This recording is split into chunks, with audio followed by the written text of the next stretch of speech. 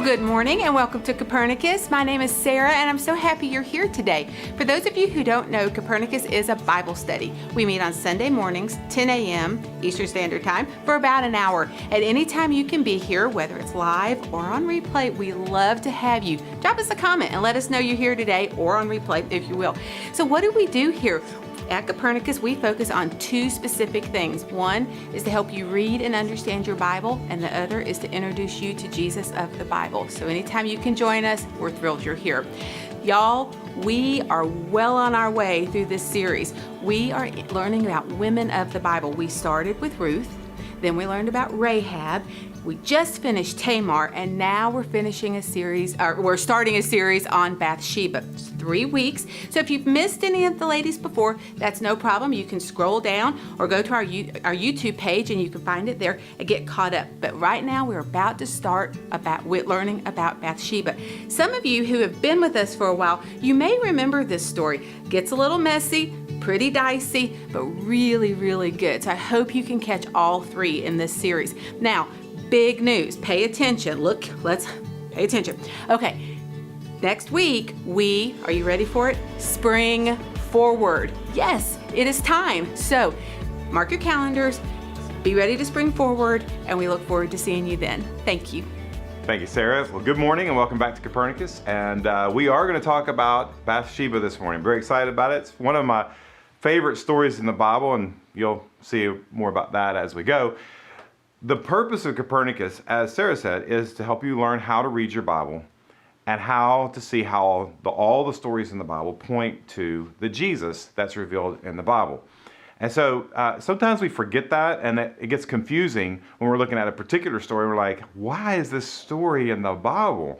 And so that's why we do Copernicus, is try to help you make sense out of that. Now, today's story is in the Old Testament. It's in the first part of your Bible. It's the hardest part of your Bible to read as a rule, and so that makes it more challenging for some of us. The first 5 books, Genesis, Exodus, Leviticus, Numbers, and Deuteronomy, are sometimes called the books of Moses. Another fancy word for them is the Pentateuch, which means 5 books.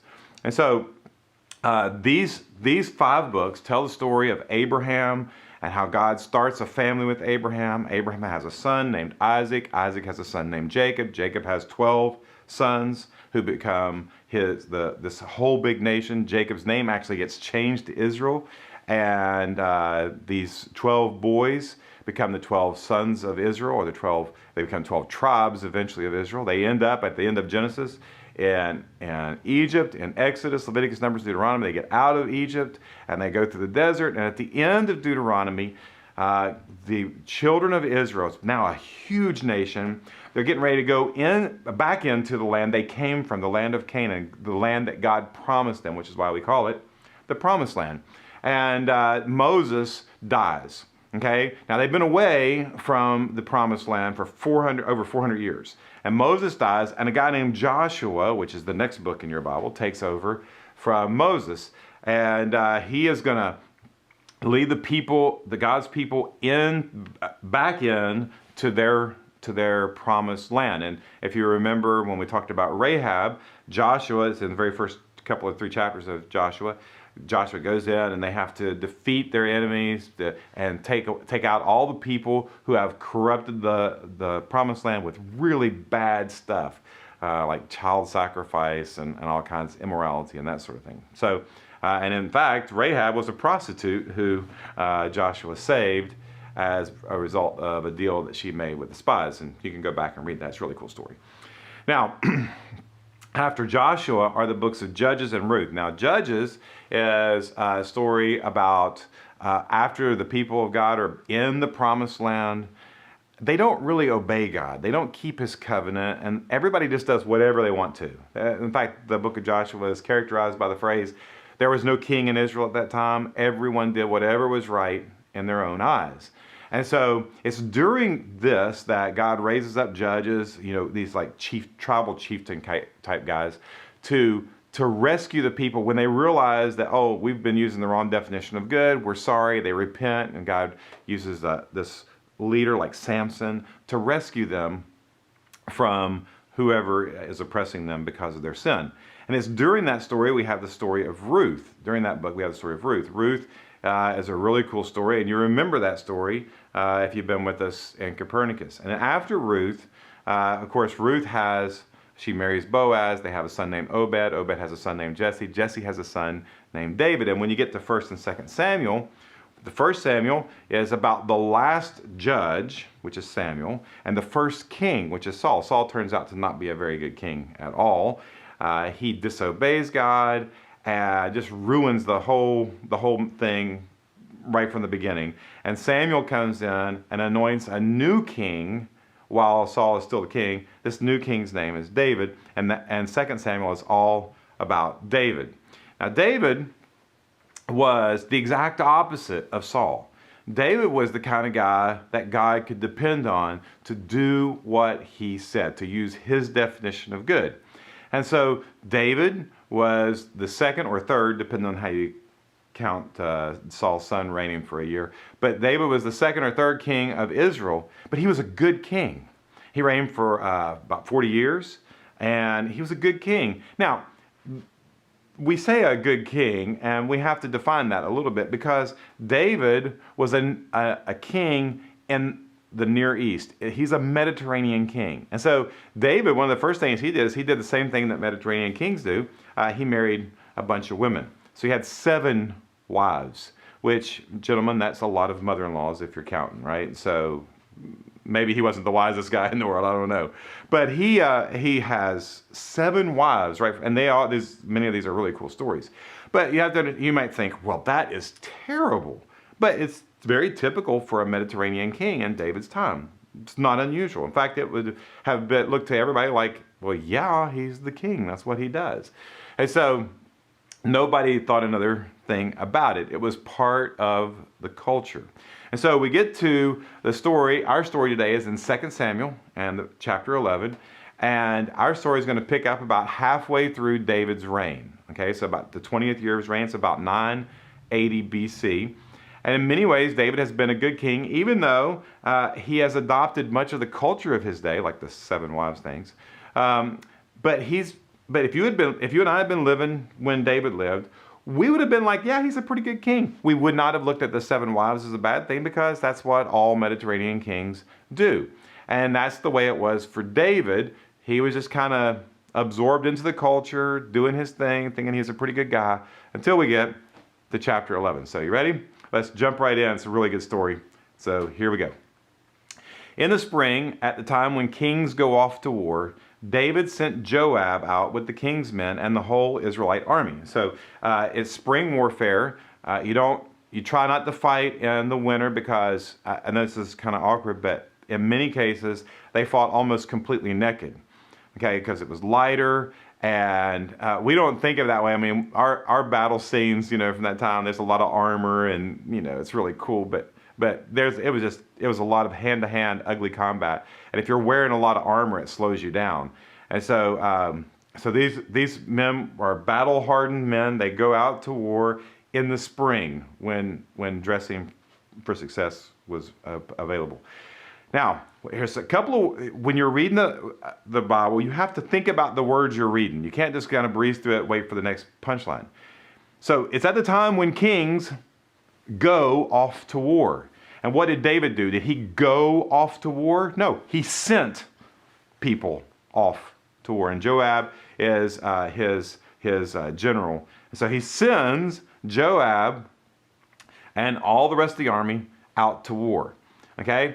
And it says they destroyed the Ammonites and besieged Rabbah. Now, Rabbah is a city about 40 miles from Jerusalem. And today it's the city of Ammon in Jordan. So if you want to look that up, you can. We're not going to look at the map. But here's the important part. Look at this next word. These next words. But David remained in Jerusalem, where he shouldn't have been. As a Mediterranean king, culturally speaking, he should have been with his men. He was their commander-in-chief. But in this case, the commander-in-chief stayed home, right? So we're not going to belabor this, but I just want to make one note. If you find yourself where you shouldn't be, that's always a precursor to doing something you should not do, okay?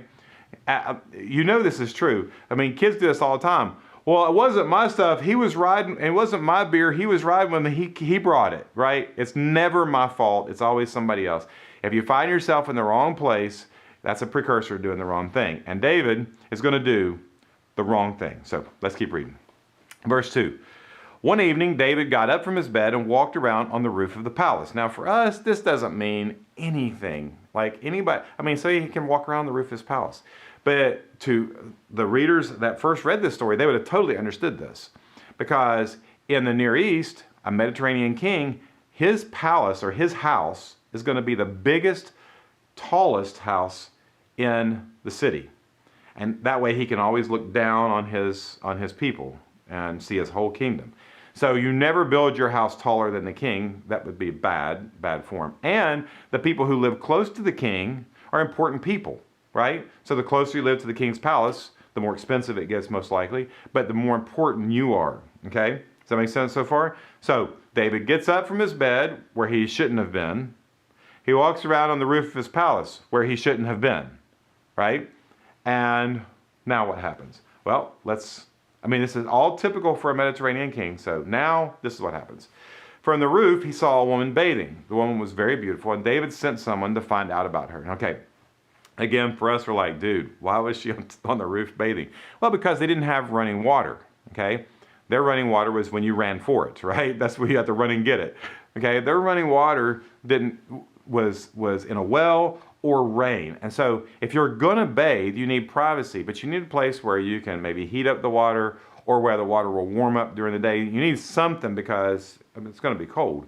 And so the roof was typically a place of privacy because nobody could see on your roof. But David is on his roof, which is higher than hers, and he looks out and he sees a woman who is beautiful. Okay, and what is she doing? She's bathing. So she doesn't have any clothes on. Now he's close enough he can see her, and he can see she's beautiful, but now he needs to know who she is. Okay, and so now he's going to involve other people in his definition of good, which is going to turn out to be really not good at all.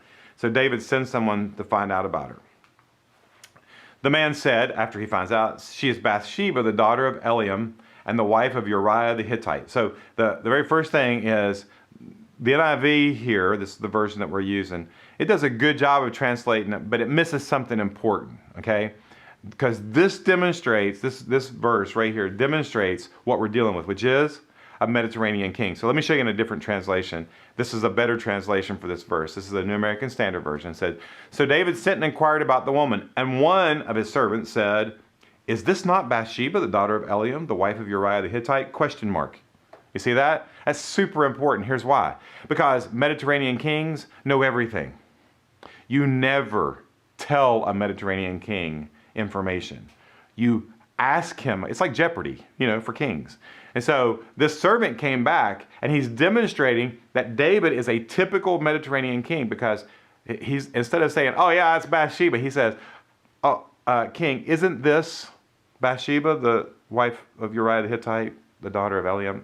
See how that works? It's a question that demonstrates that he recognizes that his king is smarter than he is. Okay? Now, a couple other things for you. The daughter of Eliam, and she's the wife of Uriah the Hittite. Okay? So, she is the wife of a guy named Uriah, but what kind of person is Uriah? He's Hittite. Is he a Israelite? No, he's Hittite. He is a hired hand. He is a mercenary for hire. And again, this is not unusual for a Mediterranean king. This is absolutely exact. Hiring mercenaries is what you do if you're a Mediterranean king. So let's keep reading. Then David sent messengers to get her. She came to him, and he slept with her. Okay, and again, we're so thankful that the Bible is clear on all these things, right?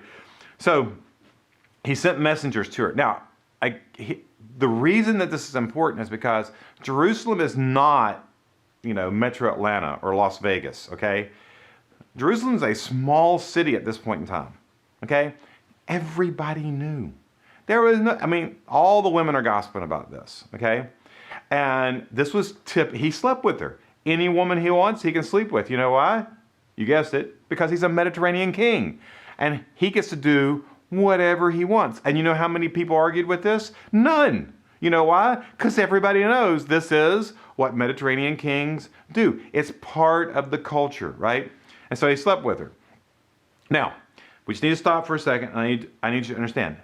Ask yourself this question. Is anything about this been endorsed by God? Has God said, this is good that you have 7 wives. This is good that you're sleeping with a woman that's not your wife. Has he said that? No. You know what this is? This is a storyteller telling you about a person who is behaving like everybody around him. Okay? That's the point. Let's keep reading.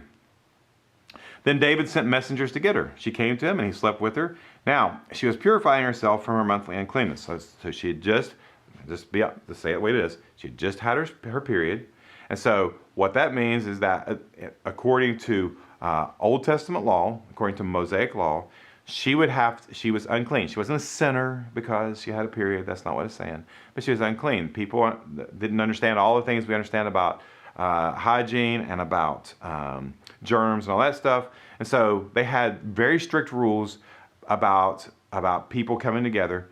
And when there was blood coming from anything, from a cut or from natural causes like this, they steered clear of it. And it was called uncleanness. It didn't have anything to do with being a sinner. It had everything to do with being safe. Okay, it was good. So she had just finished purifying herself according to probably the Mosaic law, and so she's also ripe for conception. And so they sleep together, and she goes back home. Okay, that's important too. Okay, guys, if you think a woman's pretty, do you send her away or do you keep her close? Right. So he got what he wanted. And he was done with her. He was like, yeah, thank you. Wasn't that great? And off she goes. Now, this is just hurtful. And ladies, you can understand how this is like humiliating, right? But you know what? It was typical for a Mediterranean king. And so the woman conceived, and now she sends word to David. Now, I'm just going to go ahead and tell you, if you were surprised that she got pregnant, then you're not really as with it as you think you are. Of course she did. It's part of the story, right? Now, how many people know she's pregnant in a small town like Jerusalem? Everybody. Everybody knows. They all know. And now she sends word to David, who's the last to know. That's almost typical there. And she says, I'm pregnant. Everybody knows. So everybody saw it coming. This is the talk of the town. And it's obvious at this point, because of all the other things that have happened, this ain't her husband's baby, right? She just finished her period. It's not her husband's baby. And so David has a new problem, which is he needs to save face. Again, what is this? Typical for a Mediterranean king. So David sent word to Joab, send me Uriah the Hittite. And Joab sent him to David. Now, this is not typical for a Mediterranean king. You don't take one of your best hired mercenaries off the front lines to play Pony Express. That's not what you do. And yet, that's exactly what David's doing here. And Joab did exactly what he was told, because that's what you do when your king is a Mediterranean king. And so Joab comes back to David, okay? When Uriah came to David, David asked him how Joab was, how the soldiers were, and how the war was going. Small talk, okay? This is the best conversation ever. Just pay attention, because there's all kinds of things going on under the radar. Then David said to Uriah, "No, we're done talking. Now go down to your house and wash your feet." So Uriah left the palace, and a gift from the king was sent after him. Okay, so this is an awful lot for just a mere messenger. This phrase, go down to your house and wash your feet, that's probably a euphemism for, go see your wife. Wink, wink, right? And then he offers Uriah a gift. Now, what's happening here? Okay, first of all, do you think Uriah is in the dark about his wife being pregnant? He hasn't been home yet. But he walks through the front gates of a small town, and what do you think? On the way to the palace, everybody is telling him what's going on. The whole city knows what's going on. And now, most likely, Uriah knows what's going on. And he knows if he goes and sleeps with his wife, David's going to say, well, it could have been yours, the baby, right? So this is what the king says, and watch what happens next. But Uriah slept at the entrance to the palace with all his master's servants and did not go down to his house. So, and remember, see, it's down to his house, down from the king's palace. Remember, because the king's palace is taller. So he knows what's going on. He does not go home. He sleeps at the entrance of the palace with other servants. Okay? And he knows what's going on because he knows what's typical for a Mediterranean king. He knows what's going to happen. Okay, let's keep reading. David was told, hey, Uriah didn't go home. So he asked Uriah, haven't you just come from a military campaign? Why didn't you go home? You haven't seen your wife in months. Why didn't you go home? And so he's like, I told you to go home. Why didn't you go? Now, here's the thing. The servants have to tell David that Uriah didn't go home. Now, why would the servants tell him that? Because David knows, the servants know, and everybody is in collusion to get this guy to go home and sleep with his wife so David can be off the hook. And the servants are like, uh-oh, that didn't work. They went and told David. David now calls Uriah back in for a second interview, and he asks him these questions. Now, if you were Uriah, what would you do? Because I'm going to tell you, just me and you, I would probably have been ugly. I'd probably got my head chopped off by a Mediterranean king who I smarted off to, which would solve David's problem, wouldn't it? And so Uriah has to be careful what he says because he knows the things that are typical of a Mediterranean king. So Uriah said to David, the ark and Israel and Judah are staying in tents, and my commander Joab and my Lord's men are camped in the open country. Now there's a lot happening here, but you have to pay attention. So the ark and Israel and Judah are staying in tents. What's the implication? Where you should be, right? He says, and my commander, Joab, who's his commander? It's not Joab, it's David. You see what he's doing? He's like, you're a sorry king. You're a sorry commander. My commander is Joab. I work for him, right? So Uriah knows how the culture works, and he knows what the king is up to.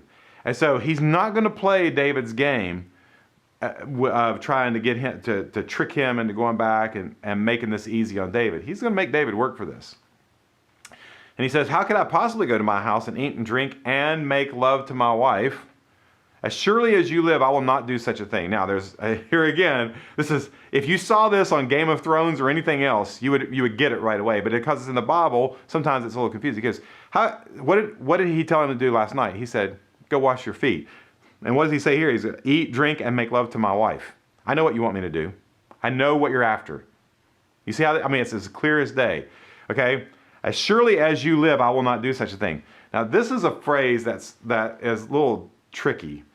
Is he threatening David? Saying, while you're alive, I'm not sleeping with her ever again.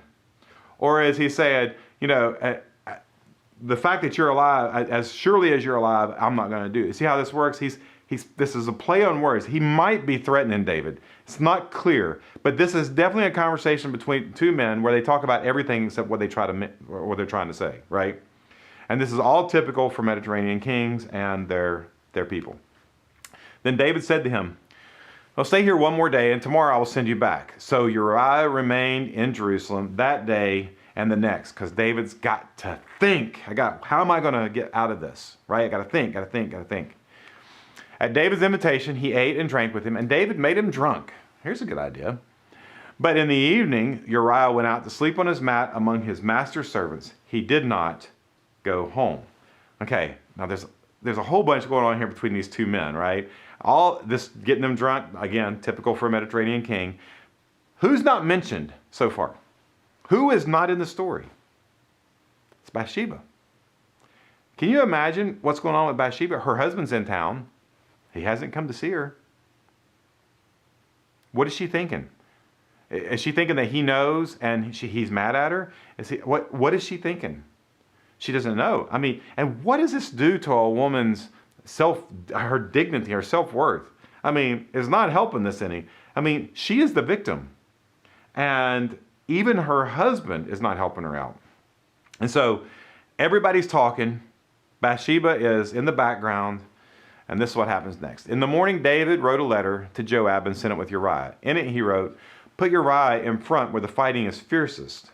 then withdraw from him, so he'll be struck down and die. So David is going to commit premeditated murder. He wrote it out, and he's going to get somebody else involved in it. And you know what? That's absolutely typical for a Mediterranean king. So while Joab had the city under siege, he put Uriah at a place where he knew the strongest defenders were. So Joab is going to obey. You know why he did that? You know why? Because that's what you do when you work for a Mediterranean king, right? That's exactly what you do. When the men of the city came out and fought against Joab, some of the men in David's army fell. Moreover, Uriah the Hittite died. Now, it's not exactly the way that David said, but it still is effective, right? So now Uriah is dead. Joab sent David a full account of the battle, which was what you do when you work for a Mediterranean king.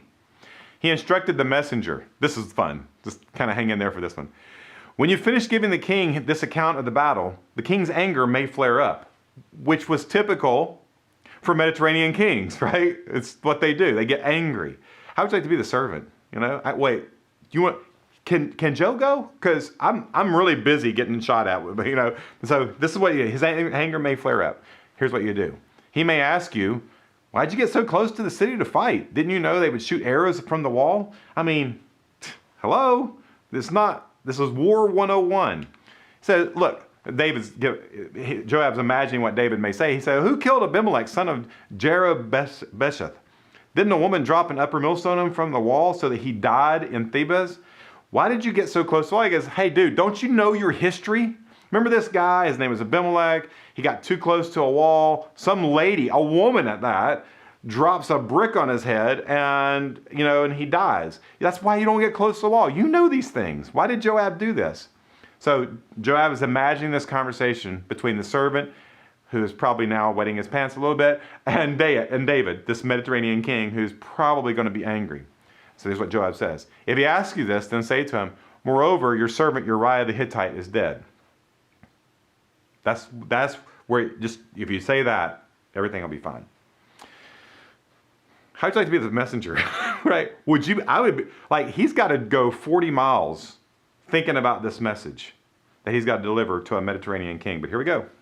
So the messenger set out, and when he arrived, he told David everything Joab had sent him to say. Right? He's sweating, right? The messenger said to David, the men overpowered us, and they came out against us in the open, but we drove them back to the entrance of the city gate. Makes it sound a little better than it was. Then the archers shot arrows at your servants from the wall, and some of the king's men died. Moreover, your servant Uriah the Hittite is dead. Anyway, he's like throwing that in there. He's not going to wait for the king his anger to flare up. He's going to get right to the meat of the story. And so now it's all out there. Now, what would a Mediterranean king do? And this is what this Mediterranean king does. David told the messenger this. Say this to Joab. David told the messenger, say this to Joab. Don't let this upset you. The sword devours one as well as the other. Press the attack against the city and destroy it. Say this to encourage Joab. What? I mean, can you imagine the messenger? He doesn't know all this other stuff, right?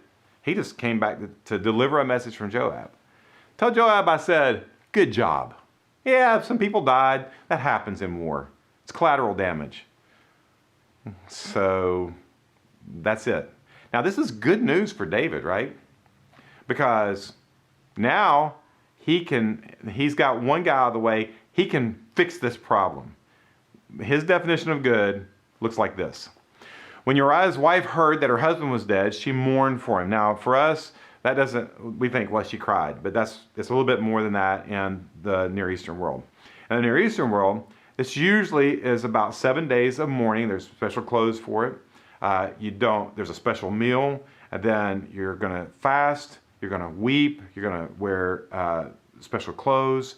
There's going to be friends and family who come over and they wail really, really loud with you. And candles are lit, prayers are offered, those sorts of things.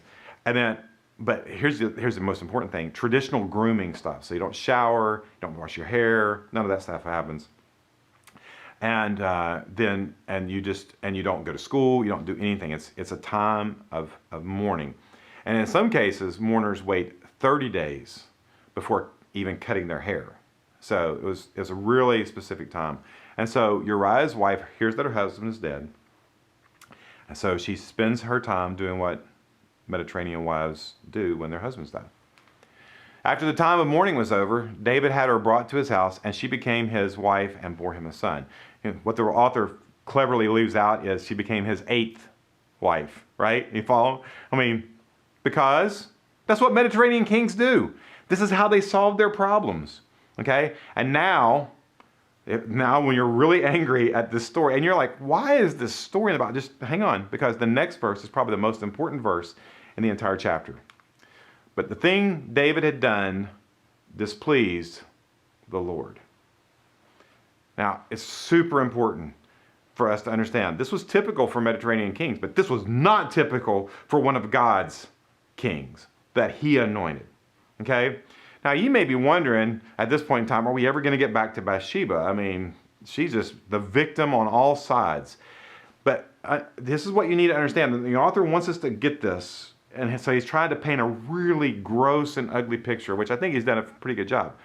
When David, or when any king, but when David behaves like the rest of his culture, women get trampled.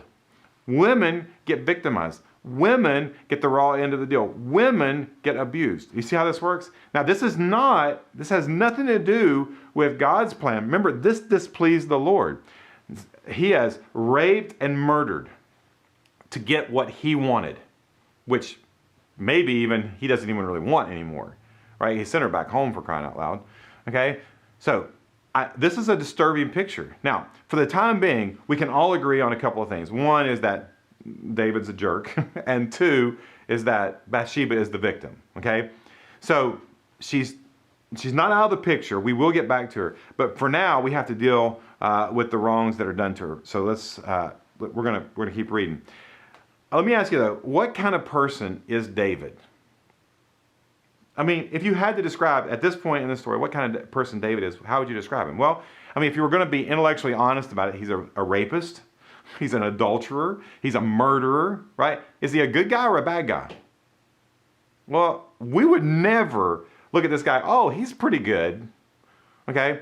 But now I just want you to understand this, and God doesn't even think he's good. God's displeased with him, right? But one book earlier in 1 Samuel, this is how David is described. Look at this. 1 Samuel 13, verse 14. We're just going to read part of the verse. It says, "The Lord has sought out a man after his own heart and appointed him ruler of his people." This is David. A man after God's own heart. Seriously? So is God a rapist? I mean, that's not even nice to say out loud. Is God a murderer? No, this is a different David than the one we just read about. I mean, we can all agree on that. Okay? And so, can I just be honest with you? I mean, let's just look. We've got a lot of stuff going on in our world right now. And the next thing I want to talk about is not an unusual thing. It happens a lot. It's happened recently. It'll happen again. But for many of us, what we do is we watch Christian leaders, people who say that they're God's people, you know, that they're ministers or they're leaders, and these are God's people. And then they go out and do something so horrendous, so awful. I mean, it's clear, even a cursory reading of the Bible does not approve of what they've done. And we don't approve of it either. We know it's wrong, right? It's terrible. And our knee-jerk reaction is just to dismiss that religion, that whatever religion they represent, instantly. Or, in many cases, to dismiss all religion equally. See? This is what religious people do. Now just remember, I mean, it's fair to make that judgment, but to understand this, it's what everybody did. Not just what a, quote, righteous or a man after God's own heart did. The culture is easy on people who fit in. But when it's a man or a woman who claims to follow a God or Jesus, and they do it, we're not easy on them at all. And I don't think we should be. But what I need to understand is that just because one person does a bad thing does not dismantle the entire religion, okay? And so we're going to talk more about this, but I want you to think about it because it's hard to think about. It's hard for me to think about. I follow Jesus. I will sometimes watch people and I'm like, oh, you're making this impossible, right? But this is what David was. He was a man after God's own heart who did a terrible, horrendous, evil thing in God's sight. And so we have this phrase, but the thing that David had done displeased the Lord. Now, for us, as American readers, we often don't get past the yellow phrase there, the thing that David had done, because we're thinking about that. I mean, he was a terrible person. So you may find yourself looking at him going, see, this is why I don't like the God of the Old Testament. Remember, how does the God of the Old Testament look at the things that David has done? Well, the God of the Old Testament is displeased with him, okay? Look, the thing that David had done, David did something horrible. He wasn't caught up in the middle of something. He wasn't in the wrong car at the wrong time. He did something. But here's the thing. David did it. How many people said anything to him about it?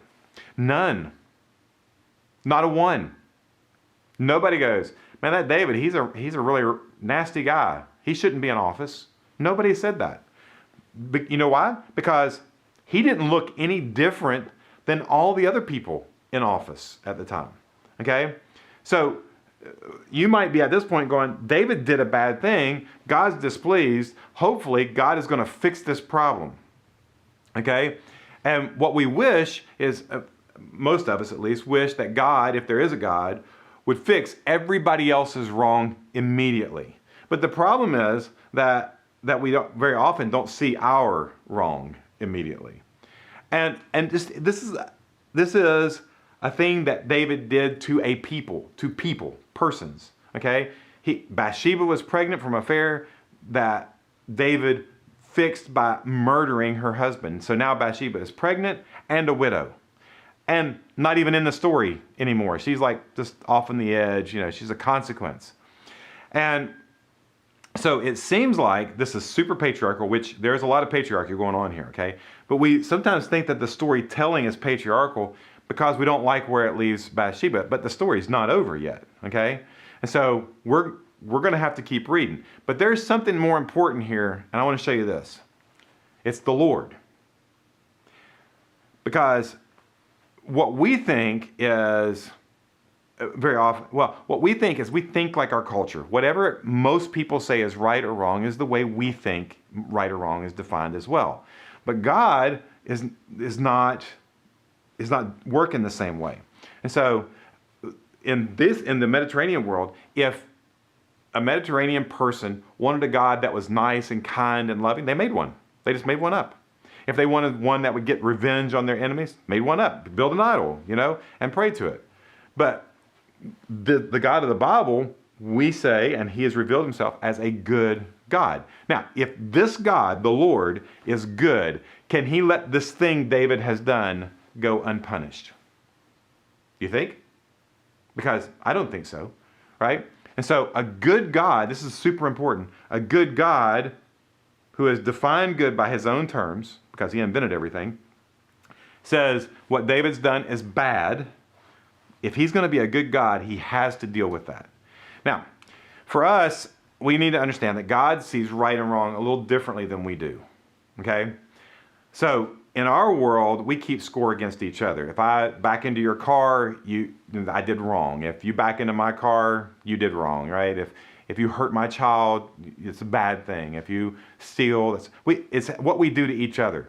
God doesn't keep score that way, okay? God keeps score.